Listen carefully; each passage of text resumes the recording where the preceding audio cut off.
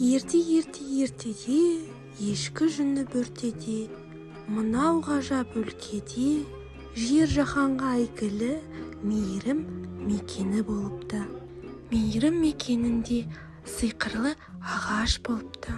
Ағаштың кереметтілігі сол, кез келген жан қалаған жемісін ала алады екен. Бұл жемістен бүкіл адамзат өз дертіне дауа таба алады екен. Сондықтан олар бұл ағашты күтіп, баптап өсірген екен. Мейірім мекенінің қуанышын көре алмайтын зұлымдар қалайда бұл ағашты құлату үшін зұлымдар, құзғындар әлемінен көмек сұрайды. Мейірімді жандарға жаны қас құзғындар зұлымдардың көмегіне келіседі. Олар өлім тамшысын аузына толтырып алып, мейірім ағашына барып төгеді. Сөйлеуге тілі жоқ, бір қарағанда ешқандай міні жоқ болып көрінген ағаш өзегі өртеніп іштей шірей бастайды.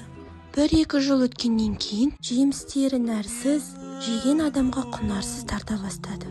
Бағбан емшілер мен ғалымдар көптеген ем-дор жасағанымен ағаштың сырты емес, іштей шіріп бара жатқанын, залымдардың кесірі дегенін кеш түсінеді. Залымдар болса, көмекке келген адамдар кейпінде ағашқа көмек көрсетеміз деп ағашқа ешкімді жолатпайды. Ал мейірім мекенінің патшасы бағбандар мен ғалымдардың барлығын абақтыға тастайды. Себебі дұрыс күтім жасалмаған ғалымдар кінәлі деп ойлайды. Күндердің күнінде алып ағаштың толықтай жапырақтарын төгіп, ақыры бір күні күрс етіп құлайды. Зынданда жатқан қарт бағбан бұл алып ағаштың тамырына сенеді. Ол зынданнан шыққан күні алып ағаштың тамырын алып, барлық әлемге отырғызуды ұсынады.